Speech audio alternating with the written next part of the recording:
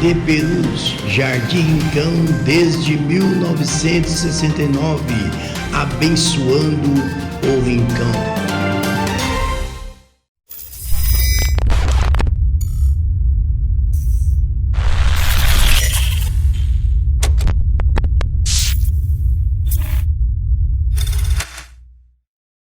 Graças a Deus.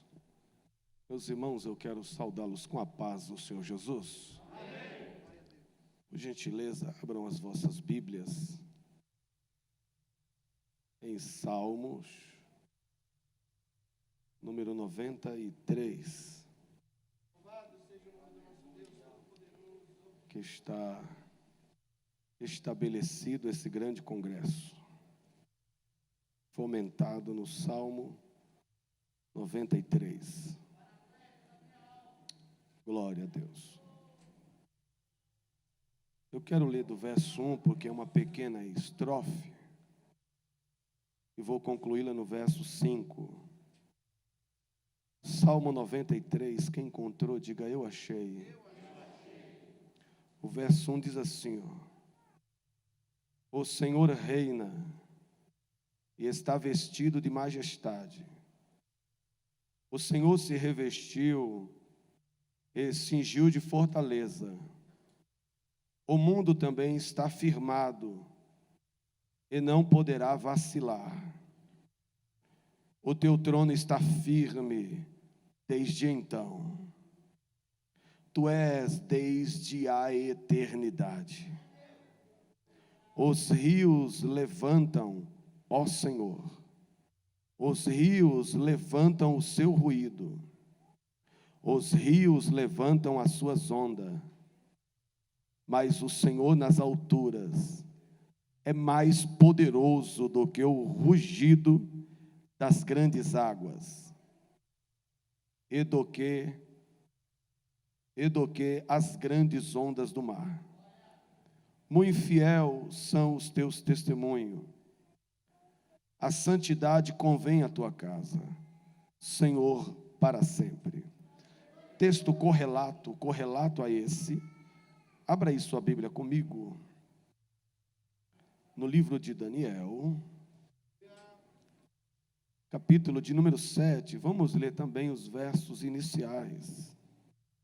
Os homens mais instruídos do que esse que vos fala, coloca o Salmo 93 dentro desse contexto do cativeiro judaico. Daniel, capítulo de número 7, livro do profeta Daniel, capítulo de número 7, os versos iniciais diz assim, e no primeiro ano de Belsazar, rei da Babilônia, teve Daniel na sua cama um sonho e visões da sua cabeça. Escreveu logo o sonho e relatou a suma das coisas. E falou Daniel e disse: eu estava olhando na minha visão da noite, e eis que os 4 ventos do céu combatiam no mar grande. 4 animais grandes, diferentes um dos outros, e 4 animais grandes, diferentes um dos outros, subiam do mar. O primeiro era como leão, e tinha asas de águia. Eu olhei, até que lhe foram arrancadas as asas, e foi levantado da terra, e posto em pé como homem, e foi-lhe dado um coração de homem. Continuei olhando, e eis aqui o segundo animal, semelhante a um urso, o qual se levantou de um lado, tendo na sua boca 3 costelas, entre os seus dentes. E foi-lhe dito assim: levanta-te e devora muita carne. Depois disso eu continuei olhando, e eis aqui outro, semelhante a um leopardo, que tinha 4 asas de ave nas suas costas. E tinha também esse animal 4 cabeças, e foi-lhe dado domínio. Depois disso, eu continuava olhando nas visões da noite, e eis aqui o quarto animal, terrível e espantoso, e muito forte, o qual tinha dentes grandes de ferro. Ele devorava e fazia em pedaço, e pisava aos pés o que sobejava, e era diferente de todos os animais que apareceram antes dele, e tinha 10 pontas. Pula para o verso de número 13. Prossegue Daniel: e eu estava olhando nas visões da noite, e eis que vinha nas nuvens do céu um como filho do homem, e dirigiu-se ao ancião de dias, e o fizeram chegar até ele, e foi-lhe dado domínio, e a honra, e o reino, para que todos os povos, nações e língua o servissem. O seu domínio é um domínio eterno, que não passará, e o seu reino, o único que não será destruído. Você pode sentar glorificando o Rei Jesus? Você pode sentar adorando o Rei Jesus? Eu quero externar a minha gratidão a Deus pela oportunidade de estar retornando a essa casa. Eu estive aqui, pastor Eric, na administração do saudoso pastor Mardoni, e a Assembleia de Deus Ministério de Perus perdeu um grande obreiro, mas o céu recebeu um grande soldado. Sempre me recebeu com muito carinho aqui. Louvo a Deus pela vida do senhor, na atual administração, os obreiros aqui, a minha retaguarda, a membresia dessa casa, os obreiros que compõem o quadro ministerial da mesma, e aqueles que vieram ouvir a poderosa palavra de Deus. Quem veio aqui ouvir a poderosa palavra de Deus?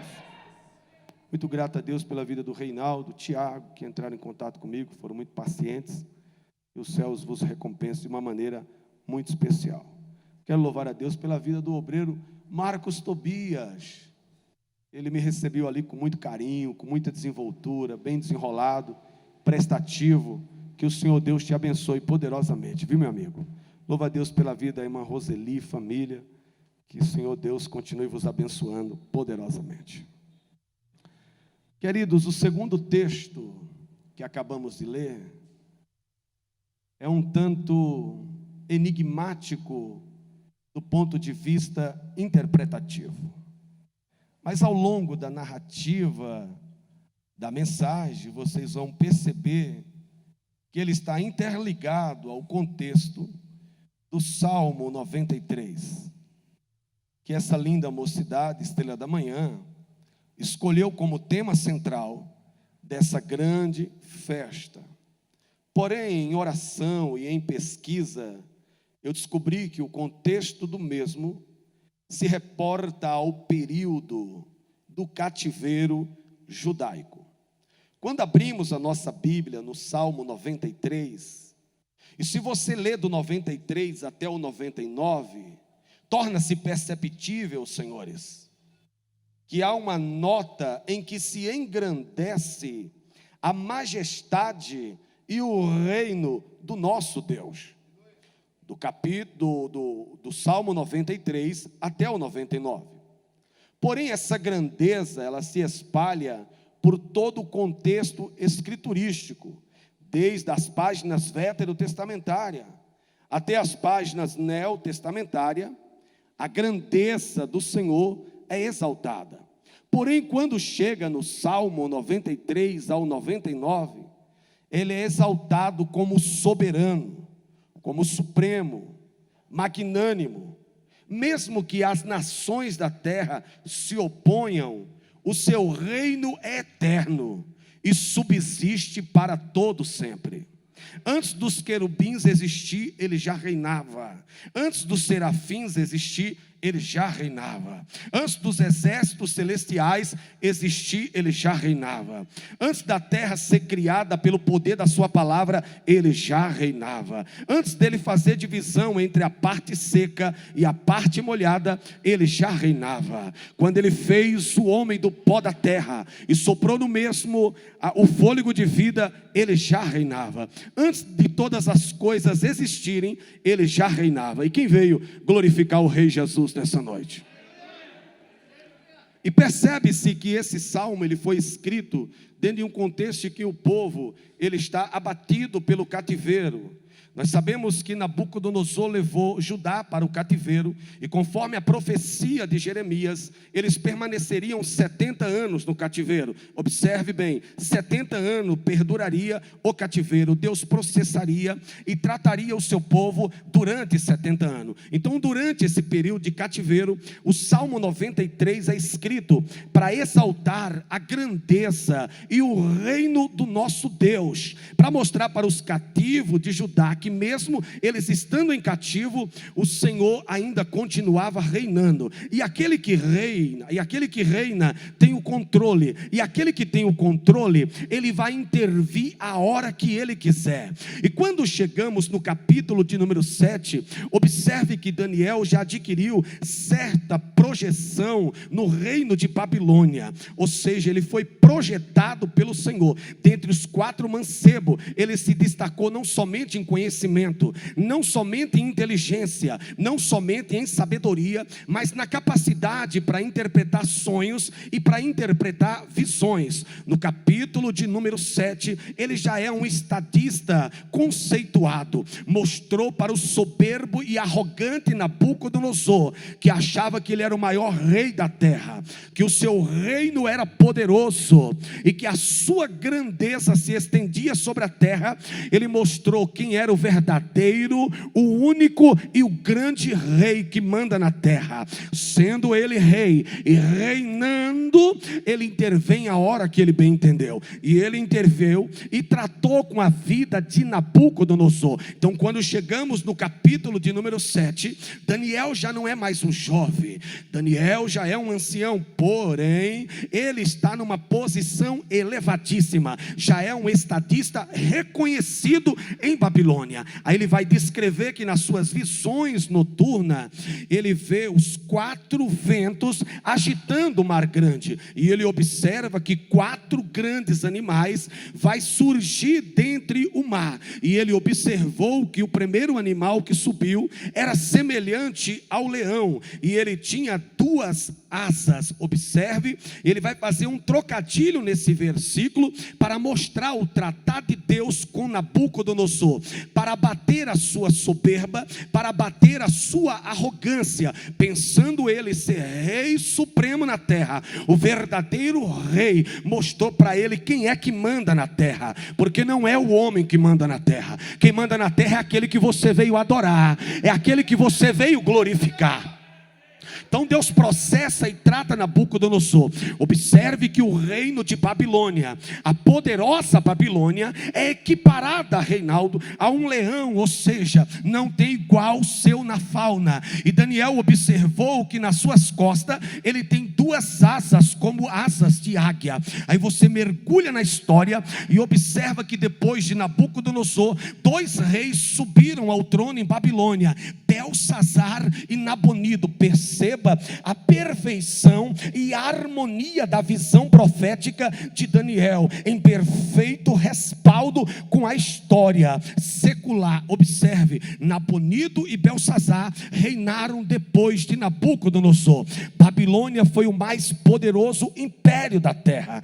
Nabucodonosor reinou invicto por 42 anos, ninguém pudera lhe fazer oposição. A quem ele queria, ele matava. A quem ele queria, ele conservava em vida. A quem ele queria, ele abatia. E a quem ele queria, ele exaltava. O seu exército nunca experimentou o dessabor da derrota no campo de batalha. Nabucodonosor só perdeu quando bateu de frente com 3 jovens cheios do Espírito Santo de Deus, que adoram o verdadeiro rei, que conhecem o verdadeiro rei. Jovens cheios cheios do Espírito Santo. Quando Nabucodonosor bateu de frente com esses 3 jovens cheios do Espírito Santo, que reconhece que o Senhor reina, mesmo eles estando cativos em Babilônia, mesmo eles estando presos em Babilônia, eles reconhecem que o Senhor reina. Eles estão em Babilônia, mas reconhecem que o Senhor reina. Quando Nabucodonosor bateu de frente com eles, é a única derrota registrada na história desse homem, foi quando bateu de frente de 3 jovens cheios do Espírito Santo de Deus. Ei, cadê os jovens aqui cheios do Espírito Santo de Deus? Cadê os jovens que reconhecem que Ele reina absoluto? Não é a direita nem a esquerda que manda no Brasil, não é a política central. Quem manda no Brasil é aquele que você veio adorar. Ele é rei sobre as nações. Então observe que os impérios da terra dos dias de Nabucodonosor, Tiago, é equiparado a bestas feras da terra, falando da sua ferocidade. Então ele descreve aquele leão, é um tipo do reinado de Nabucodonosor, é o império babilônico. Depois dele, Daniel disse: eu continuei olhando, e ele viu um urso que tinha na sua boca 3 costelas. Observe, o urso tinha na boca 3 costelas, e ele queria colocar-se de pé, ereto como um homem. Daniel observou esse detalhe em sua visão noturna, em sua visão da noite. Em seguida ele descreve o terceiro animal, um leopardo que tem 4 asas, que representa o império greco-macedônio, sendo que o urso representa o império medo-persa. Em seguida, ele observa um animal terrível e espantoso, e ele não achou igual na fauna para equipará-lo, apenas o denominou e o classificou de terrível e espantoso. Mas pelo que se desprende do texto e da história, sabemos que esse animal representa o Império Romano, que foi uma máquina mortífera de matar, que se expandiu sobre todo o território da terra. Os bárbaros das terras mais longínquas, quando ouviam a palavra romano, eles estremeciam. A esse império foi dada autoridade para que eles destruíssem, para que eles matassem muitas vidas sobre a face da terra. Então, em parâmetro geral, Daniel vê os 4 grandes impérios da terra: o Império Babilônico, o Império Medo-Persa, o Império Greco-Macedônio e o Império Romano. Ele vê a grandeza, ele vê o ascender e o cair desses grandes impérios. Mas aí ele vai agora falar sobre o ancião de dias, e ele vai falar sobre o filho do ancião de dias que vem até ele, e recebe honra, e recebe glória, e recebe domínio, e recebe reino, e recebe o reino. E ele ressalta dizendo: o seu reino é eterno, o seu reino sempre subsiste e jamais será destruído. Mas fazendo uma análise primária desses grandes reinos, eles são incapazes de ser equiparados ao reino daquele que você veio adorar nessa noite, daquele que você veio glorificar nessa noite, daquele que você veio reverenciar nessa noite. Babilônia foi um grande império, verdade, subjugado pelo império Medo-Persa, verdade. Logo em seguida surge Alexandre o Grande, e o seu império é comparado num leopardo. Observe como a Bíblia, ela é profética e se harmoniza, senhores, em cada detalhe. O exército de Alexandre era compacto, mas se movia com uma velocidade muito grande. Ele observou que o leopardo tem nas suas costas 4 asas, falando dos 4 generais de Alexandre o Grande: Ptolomeu, Cassandro, Licímaco e Seleuco. Logo em seguida o Império Romano. Mas eu quero me focar agora no Império Medo-Persa. Por quê? Porque é nesse período que o rei da terra vai se levantar e vai interferir. Diga, e vai interferir.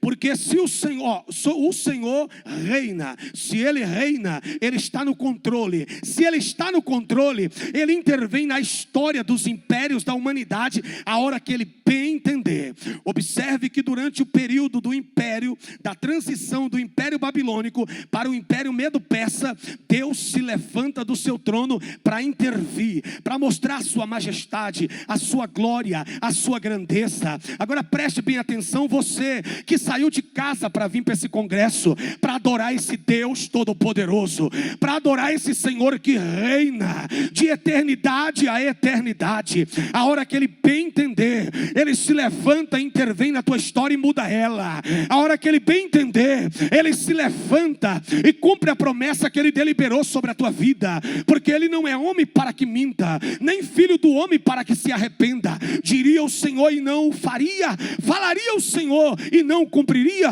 Você veio adorar aquele que vai intervir na tua história, aquele que vai intervir na tua história e realizar mudança. Quem crê nisso para a glória de Deus?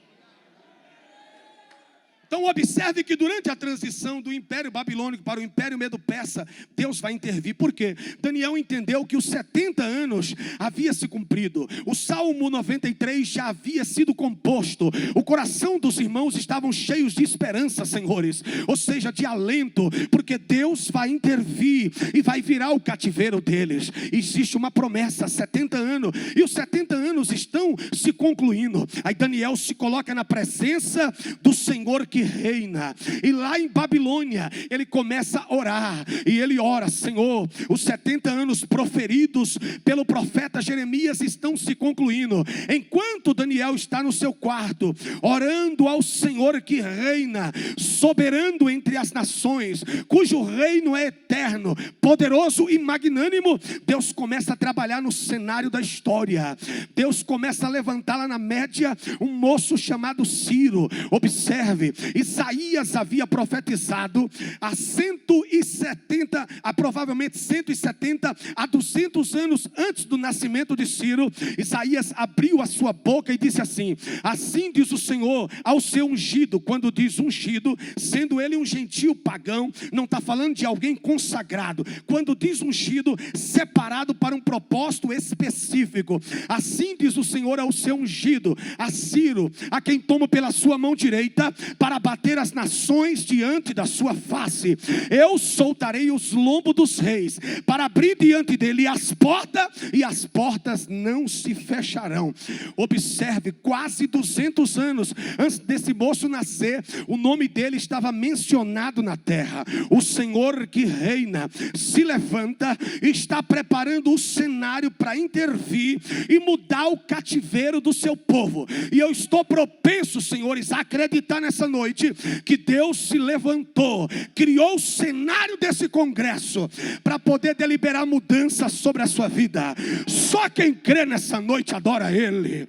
Só quem crê levante a mão e glorifica Ele, porque tem mudança para a tua vida de acordo com a revelação dessa palavra, e eu tomo posse para a glória de Deus. Astiges, então o rei da Média e da Pérsia, nunca teve filhos, teve apenas uma filha, Medina. E os magos entenderam, pastor Eric, que ela daria à luz um menino, e esse menino reinaria sobre a Média, sobre a Pérsia e sobre a terra. Astiges, sendo um líder fraco, temeu e exilou a sua filha. E a mesma tendo engravidado, ele ordenou que se matasse a criança. Porém o seu general, quando olhou para a criança, sabendo que ele era procedente de uma linhagem real, mas não somente o temor de estender as mãos sobre alguém do sangue azul, mas uma ação sobrenatural de Deus, ele entrega a criança para o boiadeiro de Astige, que o cria como seu filho. Só que quem tem chamada, na proporção em que vai crescendo, diga comigo, quem tem chamada, na proporção em que vai crescendo, diga, vai se destacando. Você entendeu aí para a glória de Deus? Quem tem chamada, na proporção em que vai crescendo, vai se destacando. E o menino foi se destacando e foi descoberto.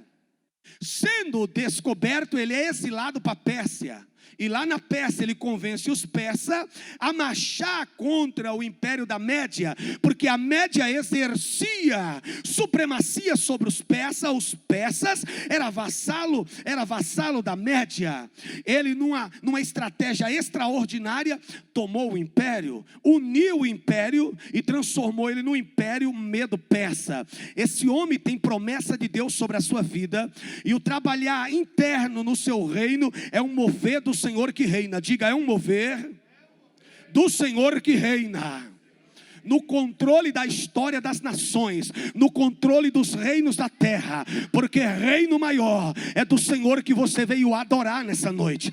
Observe que ele está trabalhando no contexto político da Média e da Pérsia, para cumprir um propósito bem maior, que se relaciona ao seu povo, e há uma profecia que saiu dos lábios de um homem chamado Jeremias, cheio do Espírito Santo de Deus e usado por Deus em sua geração. E quando Daniel observou o império Medo-Persa, ele viu que na sua boca tinha 3 costelas. Diga, 3 costelas.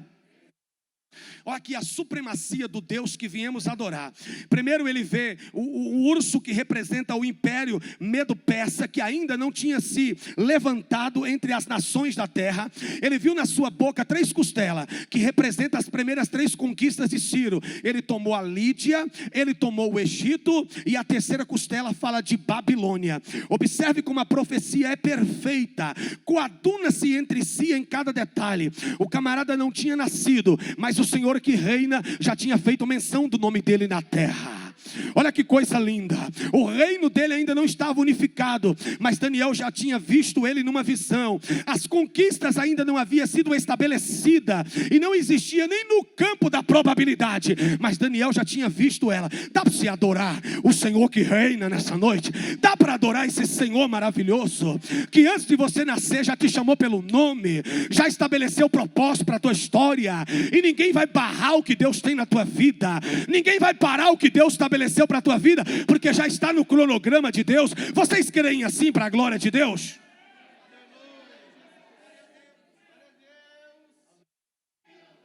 Ele viu as primeiras 3 conquistas de Ciro: Lídia, Egito e Babilônia. Só que quando Ciro chega diante de Babilônia, o monarca reinante é Belsazar. E Belsazar não é o dominador supremo de Babilônia, senhores. Belsazar é o segundo dominador.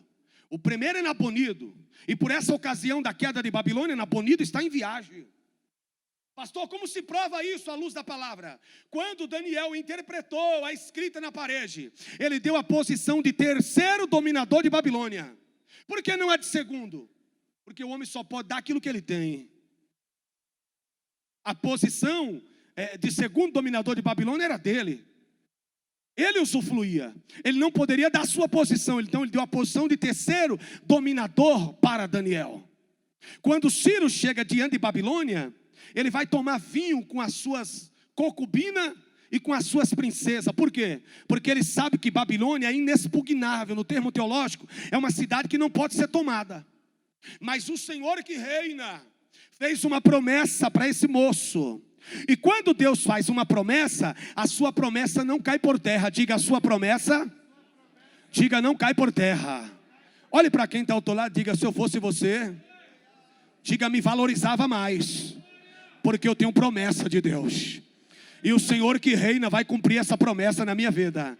E o Senhor que reina vai deliberar essa promessa sobre a minha vida. Então o maior conquistador, Roseli, de todos os tempos, chega, senhores, diante de Babilônia.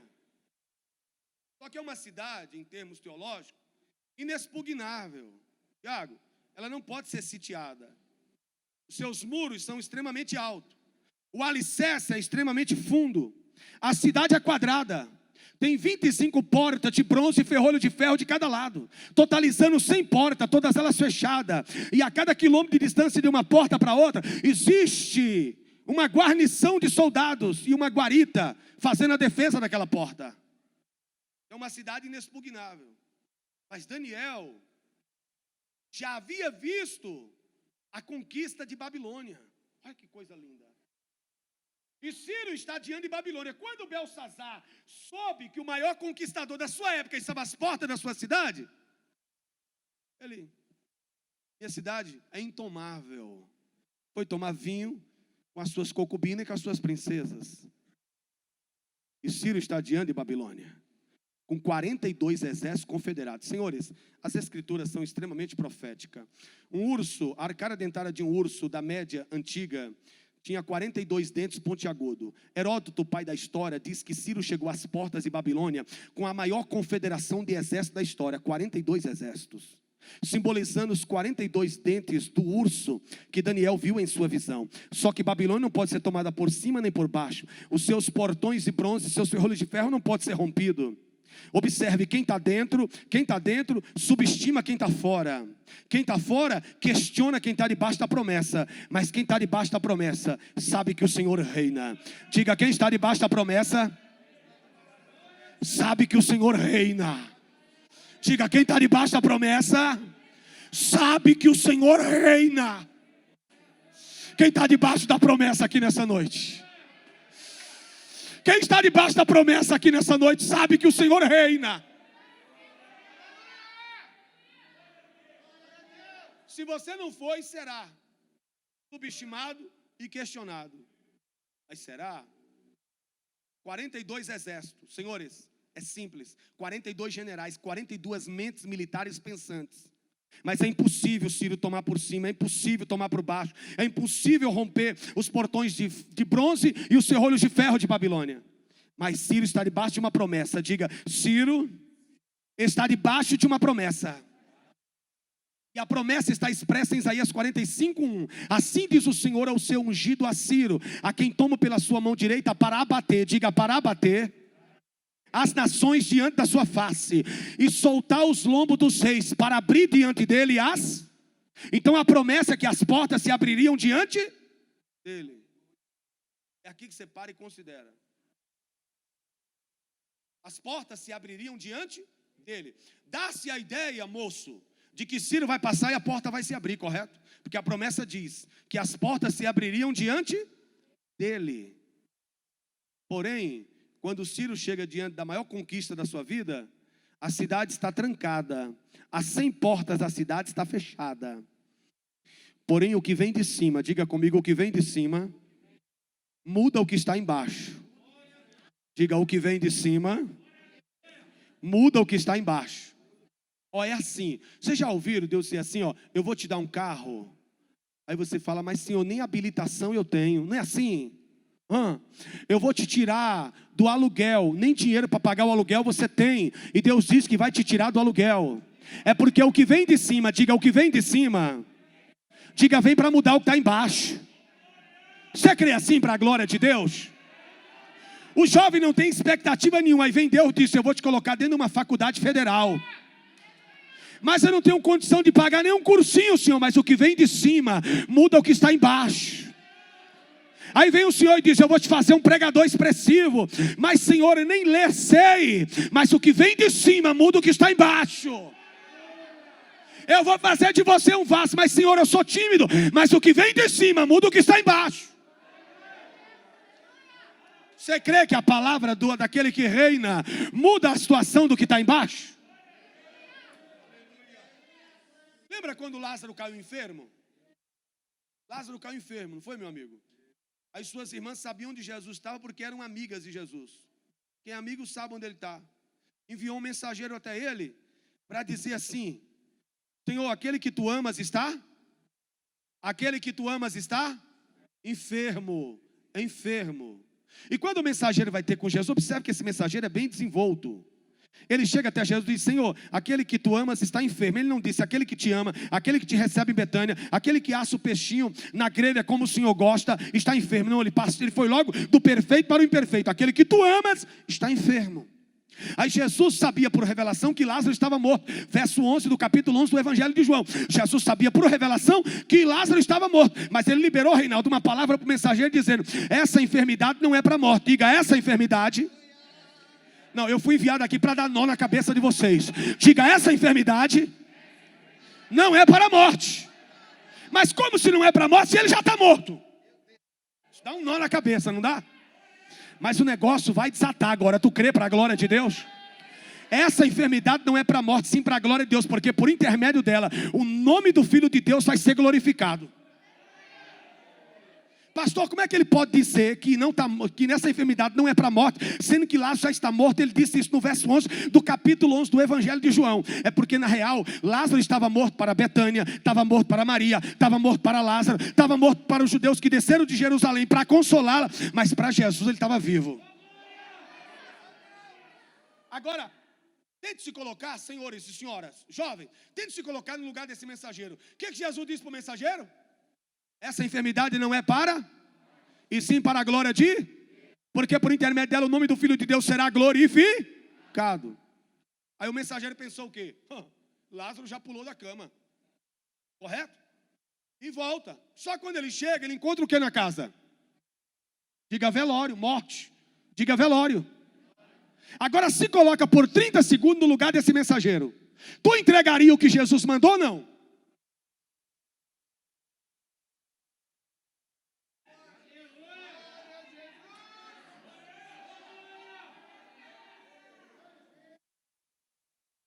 Tu entrega ou não entrega? Então tem gente que diz, ser profeta é fácil, ser pregador é fácil. Se fosse fácil, todo mundo fazia. É só para quem foi untado debaixo de azeite.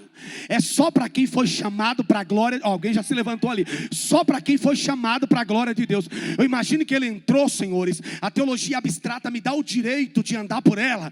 Eu imagino que ele chegou na casa e não era, meu pai, esse o cenário que ele queria ver. Ele queria ver Lázaro de pé, já com picanha na grelha, com maminha na grelha, assando um peixinho, tomando vinho e glorificando aquele que reina. Porém, quando ele chega na casa, tem velório. Ele ajeita a gravata. Eu estou contemporizando a mensagem. Ele ajeita a gravata, dá uma levantada no cinto e diz, Marta e Maria, eu não sei o que está acontecendo, também não quero saber. Eu tive agora há pouco com Jesus, e Jesus disse que a enfermidade não é para a morte, é para a glória de Deus, porque por intermédio dela, o nome do Filho de Deus vai ser glorificado. Eu não sei o que vai acontecer, mas Lázaro vai ressuscitar. Sabe o que é isso? Diga comigo, o que vem de cima muda o que está embaixo. Aquele que reina disse para Ciro, eu soltarei os lombos dos reis para abrir diante dele e as portas não se fecharão. Eu irei adiante de ti, endireitarei os caminhos tortuosos, quebrarei as portas de bronze, despedaçarei os ferrolhos de ferro, dar-te-ei os tesouros das escuridades e as riquezas encobertas, para que tu possas saber que eu sou o Senhor Deus de Israel, que te chama pelo teu nome. Só quem é chamado pelo nome dele, a glória, glorifica ele. Só quem é chamado pelo nome. Você está sentindo a presença dele aí? O Senhor que reina está na casa nessa noite para dizer, o que vem de cima muda o que está embaixo. Não importa como está aqui embaixo o negócio, a casa pode estar de ponta cabeça lá, mas o Senhor está dizendo, o que vem de cima vai mudar o que está embaixo. Embaixo pode não ter perspectiva nenhuma, mas o Senhor está dizendo, o que vem de cima traz perspectiva para baixo.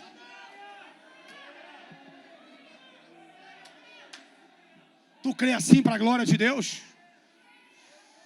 Oh, aleluia. Ontem eu estava ministrando sobre Pedro na Fortaleza Antônia. E o interessante, pastor Eric, que Pedro está na Fortaleza Antônia e está debaixo de um sistema de segurança incrível. Observe, ele está dentro da cela da Fortaleza Antônia, que tem 3 níveis de segurança. Toda penitenciária que tem 3 níveis de segurança é porque é considerada penitenciária de segurança máxima, unidade prisional de segurança máxima. Mas como se não bastasse, Herodes Agripa primeiro destinou 16 soldados para que em turnos diferentes, 2 ficassem à porta da cela e 2 agrilhonados com Pedro dentro da cela. Só que o interessante é que Pedro seria executado no dia seguinte, mas estava dormindo. Diga, estava dormindo.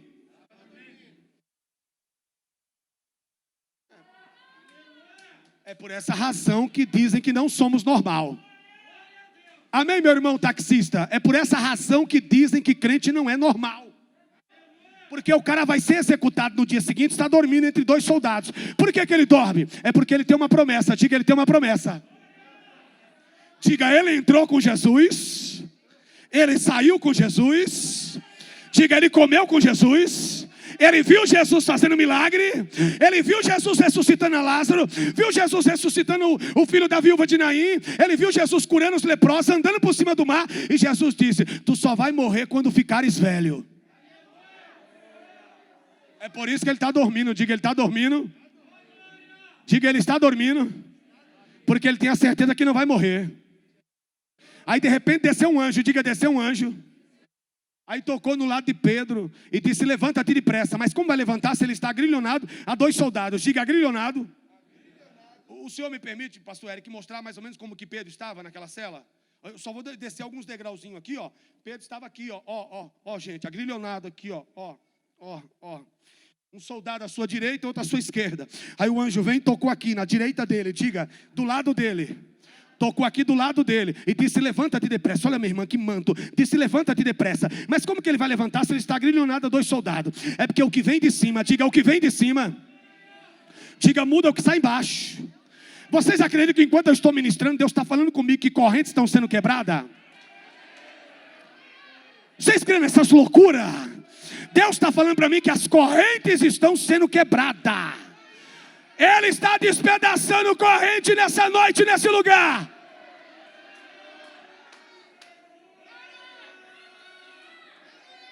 Quando ele tocou, ele disse: levanta-te depressa. Quem está mandando é quem veio de cima. E quem veio de cima, manda embaixo. Diga, quem veio de cima, manda embaixo.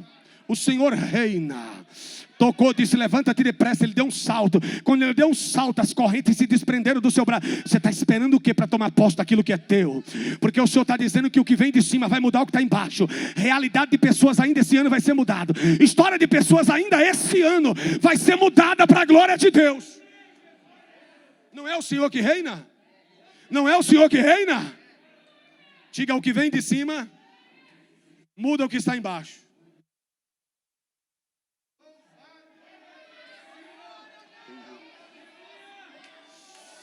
Oh, aleluia. Só que tem alguém que vai dizer assim para você: mas Deus não disse que ia fazer, cadê? Deus não disse que ia te dar, eu não estou te vendo com nada, porque tu é cego, tu é incrédulo. Eu não, eu já estou vendo pela fé, já estou tomando posse, já estou me apropriando, já estou determinando, porque o que vem de cima muda o que está embaixo. Ou vocês acham que os generais que estavam com Ciro disseram: não dá para tomar por cima, nem por baixo, nem para romper as portas? E agora? Questionavam quem estava debaixo da promessa. Só quem estava debaixo da promessa ficava firme. Observe que esse homem é um visionário. Por quê? Porque a palavra vem de cima, muda o que está embaixo. Ele observou que um rio passa dentro de Babilônia. O rio Eufrates. Senhores conhecedores de topografia do Oriente Médio sabem muito bem que o rio Eufrates passa dentro de Babilônia e divide a cidade no meio, exatamente no meio. Ciro pensou: onde passa um rio, passa um homem. Onde passa um homem, passa um pelotão. Onde passa um pelotão, passa um exército. Onde passa um exército, passa 42 exércitos. Aí durante a noite ele desviou o curso do rio. Diga, desviou o curso do rio. Diga, entrou na cidade. Olhe para cá, diga, entrou na cidade. Sem derrubar um portão, sem atirar uma flecha, sem jogar uma lança. Tem crente que está glorificando, pastor, porque já entendeu que quem tem promessa não força a entrada em lugar nenhum. Quem tem promessa não força a entrada. Quem tem promessa não força a entrada. Eu não vou parar de falar enquanto você não adorar. Quem tem promessa não força a entrada. Quem tem promessa não força a entrada. Quem tem promessa não força a entrada. Tem promessa aí, tem promessa aí, tem promessa aí. Aponte aí pessoas que têm promessa, tem promessa aí, tem promessa aí. Quem tem promessa não força a entrada.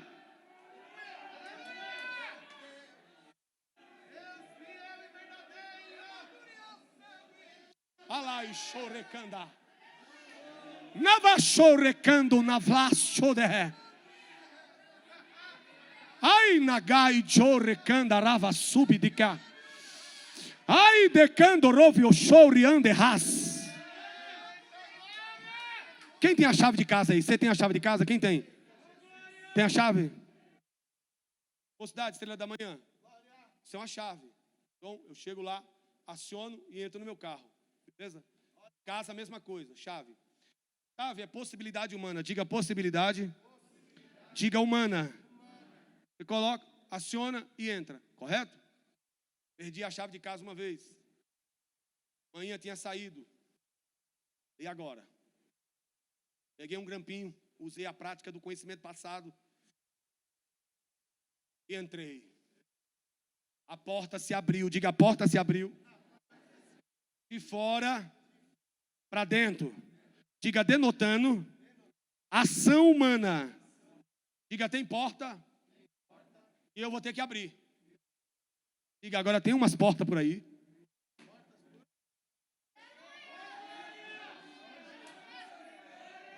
Vocês lembram da porta de ferro da Fortaleza Antônia? Quando Pedro chegou diante dela, o que aconteceu? Ela se abriu por si? Mas quando ele chegou lá no pátio, ou seja, da casa da mãe de João Marcos, ele teve que bater na porta até que se abrisse a... Então tem porta que Deus abre, tem porta que você tem que abrir. Só que a porta que você abre denota ação humana, a sua inteligência, a sua capacidade profissional, a sua capacidade de ser versátil, de ser articulado. Você abriu a porta de fora para dentro, ação humana, possibilidade humana. Mas quando a porta, pastor, se abre de dentro para fora e diz, vem, aí é Deus. Sabe o que vai acontecer com algumas pessoas aqui nesse congresso? Está preparado para receber? As portas vão se abrir de dentro para fora. Não, repita comigo, as portas se abrirão de dentro para fora, porque chegou o tempo de Deus na sua vida. Chegou o tempo de Deus na sua vida.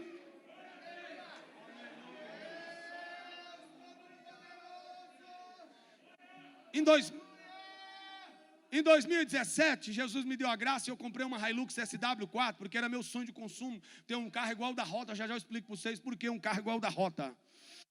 E eu estourando no Monte Cocaia, o telefone tocou e eu disse, atendo, não atendo. Só que pregador itinerante cai em tentação, atende, porque pode tratar-se de um compromisso de agenda, correto? Atendi. Pastor Roberto da Costa, eu falo com o senhor mesmo? Sim, o senhor fala comigo mesmo. Pastor, tem uma proposta que vai mudar a vida do senhor. Eu disse, a partir de hoje o seu nome vai estourar no Brasil. Eu vi no YouTube que o senhor tem um testemunho muito forte. O senhor tem uma palavra suportável. Eu disse, obrigado pela parte que me toca, palavra suportável. Pois é, pastor, eu quero te fazer uma proposta. O senhor vai pregar 30 minutos nos Gideões, lá em Santa Catarina, e o nome do Senhor vai explodir no Brasil. O Senhor vai pregar 20 minutos numa velocidade extraordinária. Aplica o teu testemunho em 10 e eu vou gerenciar a tua agenda, e a partir de hoje o Senhor não prega mais em igrejinhas.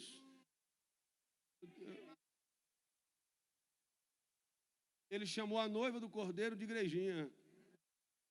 Está queimado mesmo. Eu disse, acho que o senhor deve estar tomado, impactado por muita informação.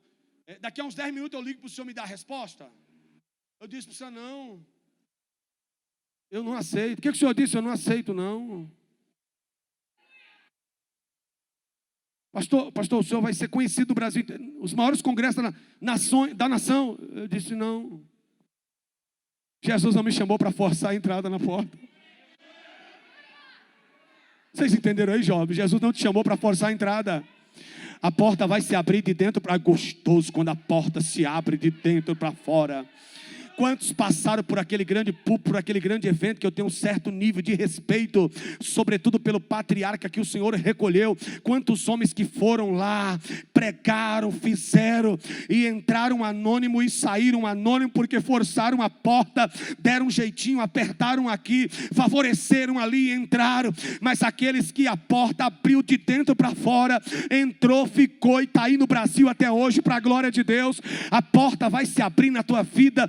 Diz o Senhor que reina soberano sobre a terra e sobre o céu. Ela vai se abrir de dentro para fora e o nome do Senhor vai ser glorificado.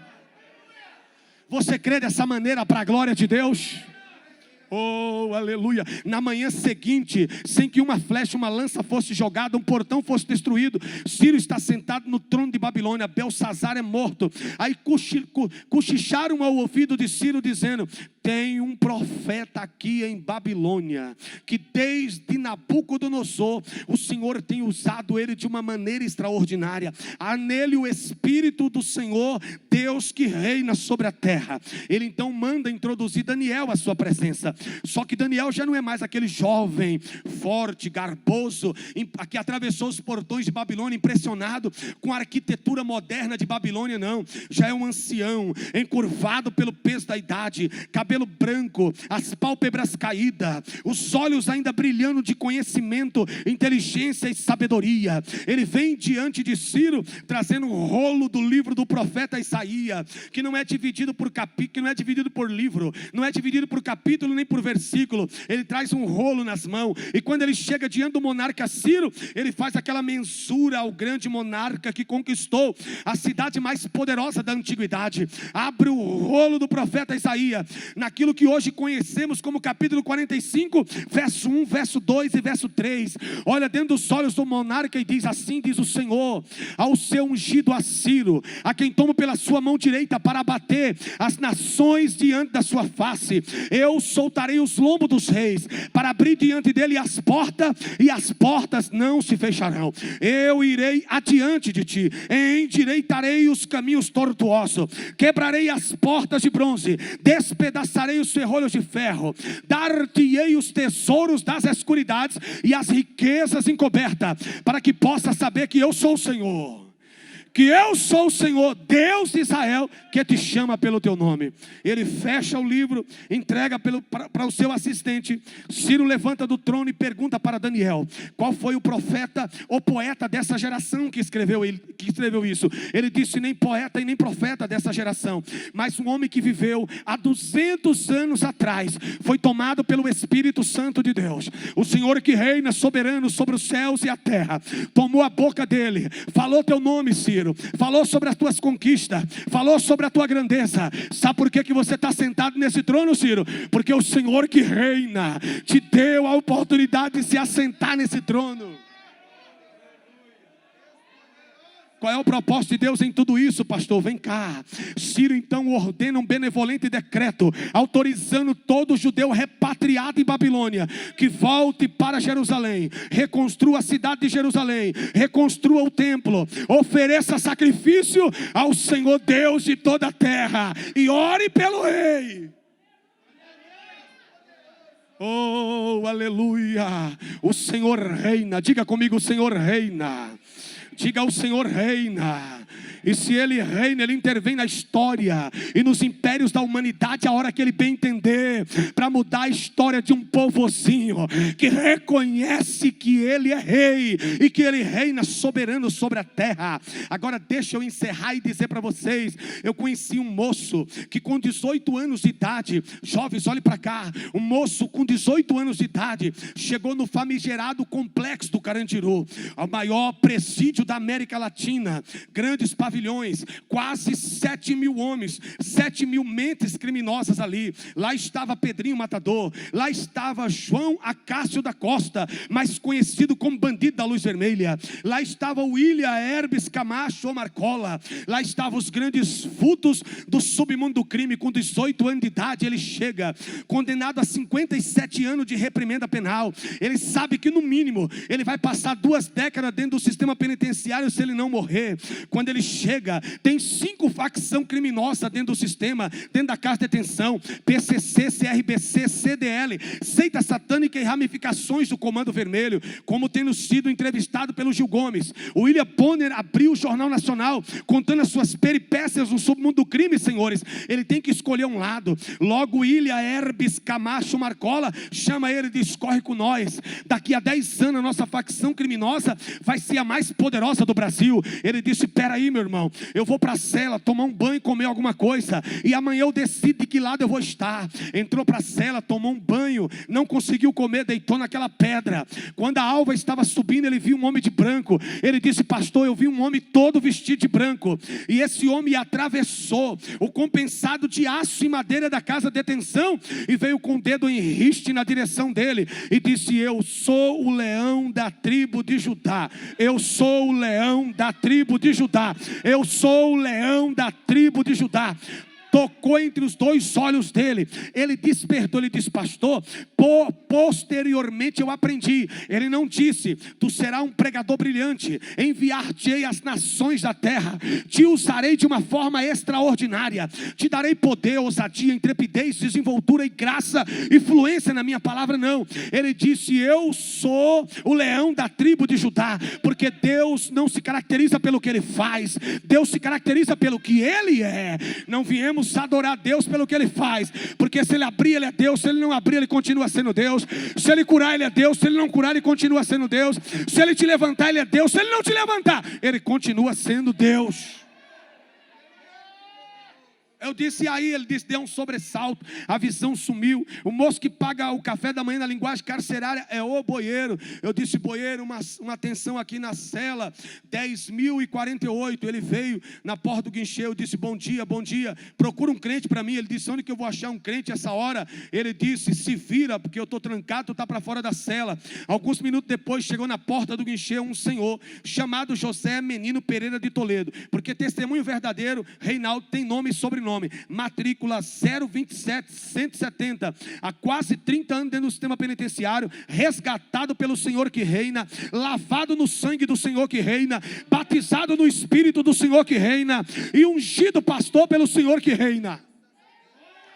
Olhou para aquele jovem de 18 anos naquela cela, condenado a 57 anos de reprimenda penal, que quando saísse da cela tinha que escolher se ia seguir a facção PCC, CRBC, CDL ou seita satânica, ou ramificações do Comando Vermelho. Olhou para ele e disse: filho, o que aconteceu para tu me acordar essa hora? Ele disse: eu vi um homem de branco. O que ele disse para você? Ele só disse que eu sou o leão da tribo de Judá. Eu sou o leão da tribo de Judá.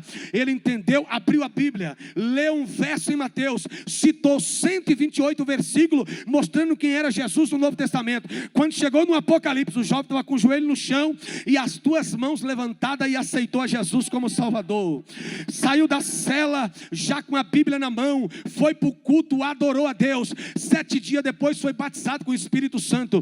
20 dias depois foi batizado nas águas. Mas tem um mistério aí, viu? 20 dias depois foi batizado nas águas. 30 dias depois, irmã Roseli está dentro da cela orando. Só que dessa vez Jesus não entrou com o dedo em riste. Ele começou a orar, pastor Eric, porque na cadeia, o moço que aceita Jesus, o ex-bandido que aceita Jesus, ele faz duas coisas: ele ora muito e ele lê muito a Bíblia. Ele colocou o joelho no chão meia-noite. Quando foi 5 horas da manhã, senhores, um homem de branco atravessou a cela, mas dessa vez não com o dedo em riste, mas com a mão estendida sobre a cabeça dele, e disse: eis que eu te dou a palavra da ciência e do conhecimento. Eu revelo o que está embaixo, em cima, na frente e atrás. Te preparo durante um período, te envio para as nações da terra. Oh, aleluia. Jesus disse isso para um homem analfabeto, de pai, mãe, de vô, de vó, de pisa e não sei de quantos tataravô. Ele levantou naquela manhã e disse: pastor, eu comecei a folhear a Bíblia, querendo ler, persisti, insisti, até que eu comecei a formar as primeiras palavras. Amei tanto ler a Bíblia que li de Gênesis Apocalipse 57 vezes, li Atos dos Apóstolos 280 vezes, li Jó 200 vezes. Diz: foi, meu filho, foi. Fiz o ensino fundamental médio, cursei 3 faculdades de teologia, e hoje eu digo que o Senhor salva, batiza com o Espírito Santo e leva para morar no céu. Passou em 17 penitenciárias de segurança máxima. Ganhou centenas, não é exagero, centenas e milhares de vidas para Jesus. Boa parte deles hoje estão na Assembleia de Deus Ministério Perus, Madureira, Belém. São pastores, são presbíteros. Tem até um que é auxiliar do governador do estado de São Paulo. Porque Deus, quando quer fazer, Ele faz. Deus, quando quer levantar, Ele levanta. Porque o Senhor reina. Diga: o Senhor reina. Pastor, onde está esse jovem hoje? Já não é mais jovem, é um senhor com mais de 40 anos, que está no congresso, no 38º congresso da Estrela da Manhã, dizendo que o Senhor reina, o Senhor reina, o Senhor reina. Você pode abrir a tua boca para dizer que o Senhor reina. Você tem liberdade para dizer: Ele reina na minha vida, Ele reina na minha casa, Ele reina na minha chamada. Eu faço o que Ele mandar, onde Ele mandar e do jeito que Ele mandar. Tu crê nisso para a glória de Deus? Levanta tua mão direita e diga: Ele reina. Diga: na minha casa, no meu casamento, na minha família. Diga: no meu ministério, na Assembleia de Deus Ministério Perus. Quem reina é o Senhor Deus Todo-Poderoso. Pastor, foi fácil? Não, não foi. Preconceito existe, ele é real. Tem algum empresário aqui, dono de empresa, dono de firma? Com certeza tem. Daria uma oportunidade para um homem que ficou 23 anos e 6 meses na malha carcerária? Figurou nos principais noticiários da sua época, do começo da década de 90? Teve a infelicidade, em troca de tiro, matar PM, civil e até um soldado da rota. Era considerado troféu da rota. No enterro do tenente da rota, disseram assim, eles fizeram um pacto de morte, dizendo, não sossegaremos enquanto não arrancarmos a cabeça dele do ombro. Aí o senhor que reina olhou assim e disse, vai tirar não, porque a cabeça dele me pertence. E quando o Senhor diz que não mata, mamãe que está aqui ouvindo a palavra, e quando aquele que reina diz que não mata, não mata, diga não mata. Mata não, gente, mata não. Quando o Senhor que reina diz não morre, não morre. O PCC não mata, a rota não mata, a PM não mata, a civil não mata, o tribunal do crime não mata, ninguém mata. Porque o Senhor que reina diz não vai morrer. Olhe para cá, para encerrar. Antes de ser preso, eu caí na mão da rota, tá? Pastor Eric,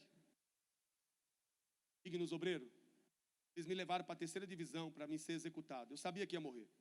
Todo criminoso da minha época, da década de 90, sabia que se caísse na mão da rota, com crime contra a polícia militar do estado de São Paulo, era morto.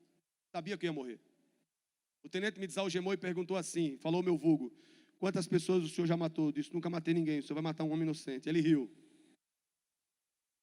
Aí ele se afastou e disse, você vai morrer. Fechei os olhos. Aí um soldado veio, me cutucou com a calibre 12. Disse, eu não vou atirar na sua cabeça, eu vou atirar nos seus pés, nas rotas dos seus joelhos, vou subindo. Quando chegar na tua cara, eu vou dar tanto tiro que seu corpo foi encontrado, nem tua mãe vai reconhecer. Olhei para ele e disse, começa porque o sangue está quente. Fechei os olhos, sabia que ia morrer.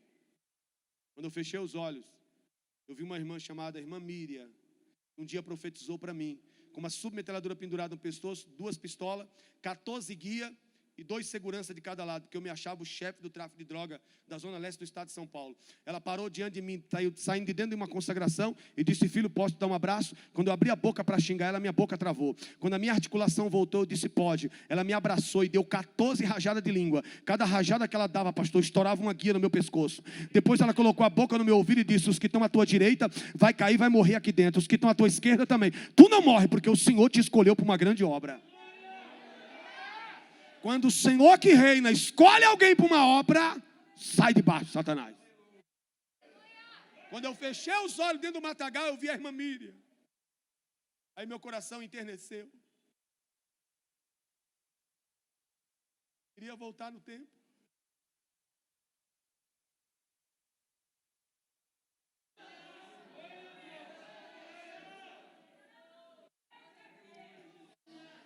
Eu queria poder voltar, meus irmãos, e cair de joelho e aceitar Jesus naquele dia. Mas não existe máquina do tempo. Mas existe o Senhor que trabalha no tempo. Eu não queria abrir os olhos porque eu achava que a visão era por eu estar de olho fechado. Quando eu abri os olhos, todos os soldados da rota, foram 3 viaturas caracterizadas e uma viatura descaracterizada. Todos eles estavam de costa para mim com as armas abaixadas. Diante do primeiro carro da rota que entrou dentro do matagal, apareceu um carro branco com 2 seres vestidos de branco dentro do carro. E eles olhavam para mim, sorriam e eles balbuciavam os lábios e chegava no meu ouvido, tu não vai morrer porque Deus tem uma obra na tua vida. Quando eu contei isso no pavilhão 9 da casa de detenção, meus companheiros disseram, rapaz, tu é besta. Eu disse, por quê? Porque tu não correu para dentro do mato, estava tudo de costa para tu. Eu disse, vocês não entenderam nada do testemunho. O anzol de Jeová já tinha me pegado. Quando o tenente se virou e olhou para mim, mandou me algemar e me colocou dentro do carro caracterizado, o primeiro carro que entrou dentro do matagal. Todos eles manobraram de ré. Quando o último carro que está manobrando, que foi o primeiro a entrar no matagal, manobrou, Tiago, foi assim, ó. O carro branco passou, olhou da placa aos olhos do tenente e subiu uma rua. Diante dos nossos olhos o carro desapareceu. O tenente deu um sobressalto no banco da frente, me puxou e disse: se você nunca disse a verdade na tua vida, diga hoje. Ou você é filho de crente, ou você é crente desviado. Qual dos dois? Eu disse: nem filho de crente, nem crente desviado. Mas o Deus dos crentes, o Senhor que reina, disse que eu não vou morrer. Aí ele disse: você não vai morrer mesmo. E me levou para o 56 DP, o distrito do estado de São Paulo que queria minha cabeça. Como a rota ganhou debate com a militar e com a civil para poder me executar, porque eu fui preso numa mega operação entre a polícia militar, a civil e a rota. Eles discutiam na minha frente quem ia matar, se era civil, se era a PM ou se era a rota. A rota ganhou o debate e me levou para me executar. Agora a rota está me levando para o distrito. O soldado que leva a viatura parou a viatura 3 vezes e disse assim: tenente, o que vimos nessa madrugada é paranormal. Vamos soltá-lo, porque se ele for para a cadeia ele não sai mais, perderemos a oportunidade de matá-lo posteriormente. Ele disse: conduz o humilhante até o 56 DP. Na terceira vez que ele parou, ele disse: se você parar essa viatura mais uma vez, eu te dou voz de prisão, porque Deus mandou levá-lo para a cadeia, e é para a cadeia que ele vai. Quando o delegado me viu, senhores, ele levantou da mesa, colocou a mão na cabeça, assim, ó, literalmente, e disse: eu não acredito, você está vivo? Eu disse: estou, porque o Senhor dos crentes disse que eu não vou morrer. Você crê nisso para a glória de Deus? Agora imagine, mamãe, o que Deus é capaz de fazer na vida do teu filho, na vida do teu marido, na vida da tua filha. Pare de ouvir conversas paralelas e adore o Senhor que reina e que está entrando na tua casa, na tua família, para mudar a história nessa noite. Você toma posse dessa palavra? Eu saio daqui alimentado nessa noite. Pastor Eric, foi uma satisfação conhecer o senhor, uma jovem liderança. Eu já cheguei ali na porta, os obreiros falando muito bem do senhor. Muito obrigado pela oportunidade, pela confiança que o senhor me delegou por intermédio dos meus amigos, Reinaldo, Tiago. Deus abençoe todo o corpo ministerial de Perus. Perus me é uma segunda casa. Quando eu saí do sistema penitenciário, foi a primeira igreja que eu ministrei. E continuo ministrando nesses 11 anos para a glória de Deus. E tenho um apreço muito grande por ministério de Perus. Deus abençoe a mocidade de uma forma especial.